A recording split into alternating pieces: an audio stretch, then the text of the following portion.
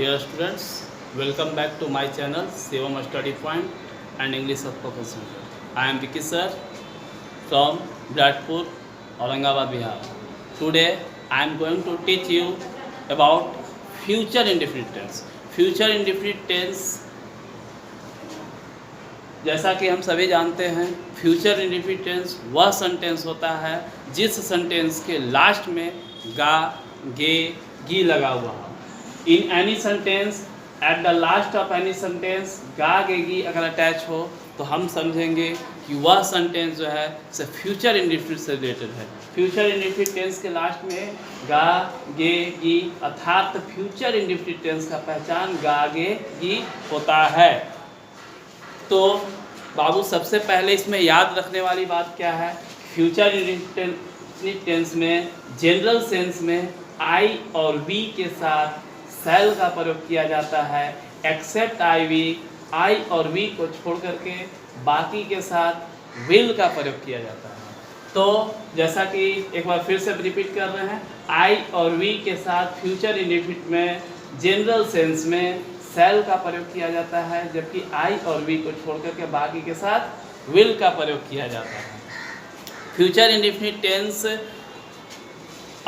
के अफर्मेटिव में subject shell, will के साथ V1, उसी तरीके से निगेटिव में सब्जेक्ट शैल, विल, इसके बाद नॉट और V1 का प्रयोग किया जाता है। जैसा कि इंट्रोगेटिव सेंटेंस में मैंने हर वीडियो में हर कॉन्सेप्ट में बताया है कि किसी भी सब्जेक्ट के पहले अगर एक्सुलरी वर्ब को अटैच कर दिया जाए तो वह सेंटेंस हिंदी में क्या को इंडिकेट करता है, जबकि अंग्रेजी में वह इंट्रोगेटिव सेंटेंस बन जाता है।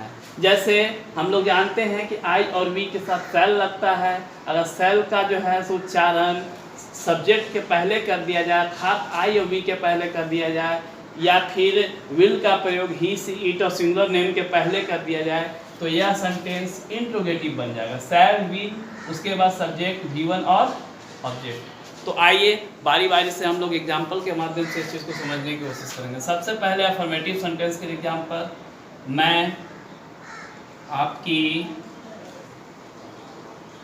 मदद करूँगा। तो जैसा कि वाक्य से स्पष्ट है कि वाक्य के लास्ट में गा, गे, गी आया है, मदद करूँगा, और यहाँ पर सब्जेक्ट के रूप में आई का प्रयोग हुआ है अर्थात मैं का प्रयोग हुआ है। मैं के साथ, आई के साथ हमेशा शैल का प्रयोग किया जाता है फ्यूचर इंडेफिनिट टेंस में। अफर्मेटिव सेंटेंस में सबसे पहले अकॉर्डिंग टू रूल सबसे पहले सब्जेक्ट को अटैच करेंगे, यानी कि मैं, आई के साथ shall, help you. Future indefinite tense के किसी भी सेंटेंसेस में चाहे वो इंट्रोगेटिव हो, निगेटिव हो, WH इंट्रोगेटिव हो, सभी में वर्ब के पहले रूप का प्रयोग करेंगे। एक और एग्जांपल देखते हैं, तुम घर जाओगे। तो तुम, you will go to house. जैसा कि यहाँ पर सब्जेक्ट यू है और यू के साथ आई और वी को छोड़ करके बाकी के साथ विल का प्रयोग किया जाता है, इसलिए यू के साथ you will go to house.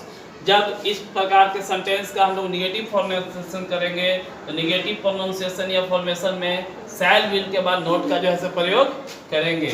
जैसे वह घर नहीं जाएगी, she will not go to house।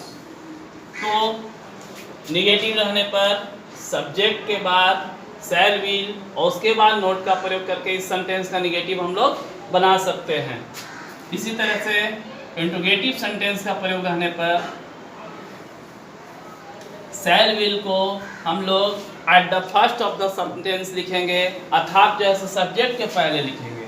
जैसे क्या तुम यह काम करोगे। क्योंकि सेंटेंस इंट्रोगेटिव है इसलिए इंट्रोगेशन मार्क का प्रयोग जरूर करें। तो क्या तुम यह काम करोगे, तुम है, तुम के साथ विल का प्रयोग किया जाएगा इंट्रोगेटिव सेंटेंस में।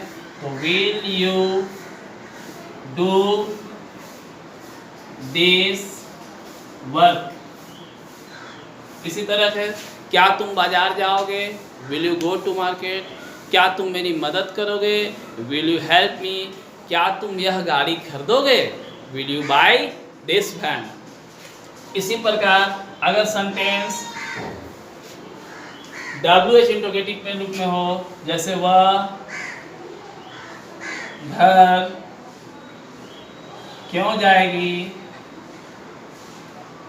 वह घर क्यों जाएगी, तो सबसे पहले WH का प्रयोग रहने पर सबसे पहले जो है सेंटेंस में WH वर्ड्स का प्रयोग करेंगे, वाई। इसके बाद वह के साथ ही का प्रयोग होगा, why will see go to house. आप मेरी मदद कैसे करेंगे, तो कैसे का प्रयोग यहाँ पर कैसे WH वर्ड्स है, इसलिए how will you help me. तो how will you help me का प्रयोग करेंगे। यहाँ ध्यान देने, और कभी कभी स्टूडेंट्स हमेशा जो है से इंट्रोगेटिव और WH के प्रोनाउंसिएशन में क्या के रूप में हमेशा गड़बड़ कर देते हैं, उस चीज़ को मैं आपको समझाने की कोशिश कर रहा हूँ। जैसे यहाँ पर दो सेंटेंसेस हम लेते हैं, क्या तुम पत्र लिखोगे, और दूसरा सेंटेंस लेते हैं, तुम क्या पत्र लिखोगे। तो जैसा कि वाक्य से स्पष्ट है कि दोनों सेंटेंस इंट्रोगेटिव हैं, फर्क यही है कि ये केवल और केवल इंट्रोगेटिव सेंटेंस है, क्योंकि इसके शुरू में क्या, जब सेंटेंस के शुरू में क्या लगा हुआ हो, किसी भी वाक्य के शुरू में क्या हो, तो वह इंट्रोगेटिव क्यों इंडिकेट करता है। जबकि अगर क्या जो है से बीच में प्रयुक्त हो जाए तो वह सेंटेंस जो है से WH इंट्रोगेटिव बन जाता है। तो फर्स्ट सेंटेंस को जो है सो इंट्रोगेटिव सेंटेंस के रूल के अनुसार, जबकि सेकंड सेंटेंस को WH इंट्रोगेटिव के रूल के अनुसार बनाने की कोशिश करें। तुम पत्र लिखोगे, तो यहाँ इंट्रोगेटिव सेंटेंस को इंडिकेट कर रहा है, इसलिए will you write a letter. जबकि सेकंड शब्द में तुम क्या पत्र लिखोगे, यहाँ क्या WH इंट्रोगेटिव को सूचित कर रहा है, तो what will you write a letter. तो यह एक जनरल सामान्य सा वाक्य है जिसमें शैल विल के प्रयोग के बारे में हम लोगों ने समझा। अगर इस सेंटेंस, इस तरीका के वाक्यों को अनदर सेंटेंस को लेकर के हम बनाने की कोशिश करेंगे तो अवश्य जो है से फ्यूचर इंडेफिनिट टेंस सीखने में हमें सफलता मिलेगी। जैसे और सेंटेंसेस को हम लेते हैं, तुम यह काम करोगे, you will do this work. तुम यह काम नहीं करोगे, you will not do this work. क्या तुम यह काम करोगे, will you do this work. क्या तुम यह काम नहीं करोगे, will you not do this work. तुम यह काम क्यों करोगे, why will you do this work. तुम यह काम क्यों नहीं करोगे, why will you not do this work. तुम कैसे यह काम करोगे, how will you do this work. तुम कैसे यह काम नहीं करोगे, how will you not do this work. तो इस तरीक़ा से और भी सेंटेंसेस को, मैं गाड़ी खरीदूंगा, आई सेल बाई ए कार। मैं यह काम करूंगा, आई सेल डू दिस वर्क। मैं आपकी मदद करूंगा, आई सेल हेल्प यू। तुम घर जाओगे, you will go to house. तुम बाजार जाओगे, you will go to market. तुम यह किताब खरीदोगे, you will buy this book. इस तरीके से और भी सेंटेंसेस लेने के बाद जो है उसका प्रोनाउंसिएशन हम लोग कर सकते हैं। अब इसके स्पेशल फैक्ट्स के बारे में हम 2 मिनट समझने की कोशिश करेंगे। स्पेशल फैक्ट्स क्या है कि हम लोग जानते हैं कि आई और वी के साथ शैल का प्रयोग किया जाता है, एक्सेप्ट आई और वी के साथ विल का प्रयोग किया जाता है। परंतु कभी कभी ऐसा होता है कि वाक्य जो है से अवश्य के रूप में दिया हुआ हो। जैसे मैं यह काम करूंगा न लिख करके मैं अवश्य यह काम करूंगा। मैं बाजार जाऊंगा न लिख करके मैं अवश्य बाजार जाऊंगा। इस तरीका से वाक्य का प्रयोग हो तो आपको ध्यान रखना होगा कि अवश्य का उच्चारण होने के अर्थ में यह जो है एक स्पेशल सेंस रहता है इसका मतलब जो है से प्रॉमिस और डिटर्मिनेशन को यह सूचित करता है। तो इस स्थिति में आई और वी के साथ प्रॉमिस और डिटर्मिनेशन के सेंस में आई और वी के साथ जो सेल का हम लोग प्रयोग करते थे उसके स्थान पर विल का प्रयोग करेंगे, जबकि बाकी के साथ अर्थात आई और वी को छोड़ करके बाकी सब के साथ जिसके साथ विल का प्रयोग करते थे सेल का प्रयोग करेंगे, अपोजिट प्रयोग करेंगे। कब? अवश्य के सेंस में। जैसे मैं अवश्य बाजार जाऊंगा, तो अवश्य यहाँ पर आ गया है। हम लोग जानते हैं कि आई और वी के साथ अवश्य के सेंस में विल का प्रयोग किया जाता है। यह डिटर्मिनेशन को बता रहा है कि दृढ़ता को बता रहा है कि मैं अवश्य बाजार जाऊंगा। तो I will go to market, तुम अवश्य मेरी मदद करोगे। तो यहाँ भी अवश्य आने के कारण यह जो है डिटर्मिनेशन को और प्रॉमिस को सूचित कर रहा है। यह प्रॉमिस बता रहा है कि तुम अवश्य मेरी मदद करोगे। तो यू, क्योंकि यहाँ पर अवश्य का प्रयोग है इसलिए यू के साथ विल का प्रयोग ना करके अपोजिट सेल का प्रयोग करेंगे। You shall help me.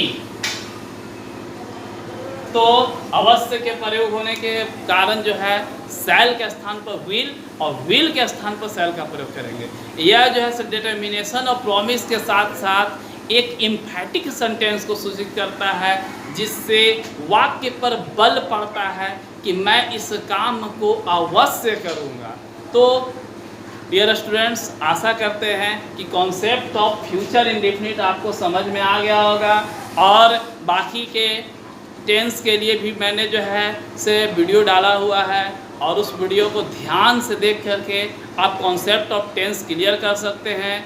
English एक बहुत ही महत्वपूर्ण भाषा है। इसका प्रयोग हर क्षेत्र में, चाहे आप गो टू फॉरेन जाना हो या फिर इंटरव्यू देना हो या किसी प्रकार के पत्र पत्रिकाओं को पढ़ना हो, सभी में इंग्लिश लैंग्वेज का प्रयोग है। तो आशा करते हैं कि आप जो है से मेरी वीडियो से कुछ सीखने की कोशिश करेंगे और लाभ उठाएंगे।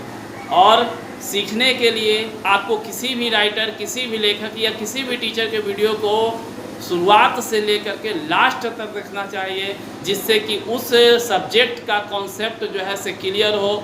और हमेशा ध्यान रखें कि जब भी किसी भी टीचर का वीडियो देखें तो उस समय जो है से आप अपने साथ कॉपी पेन अवश्य रखें, ताकि वैसे चीज़ जो वहाँ पर महत्वपूर्ण हो, इम्पोर्टेंट हो, जिसको बाद में हमको याद करने की आवश्यकता हो, उसको हम लोग लिख सकें। तो आगे भी मैं इस तरीक़ा के महत्वपूर्ण वीडियो लाऊंगा। धन्यवाद।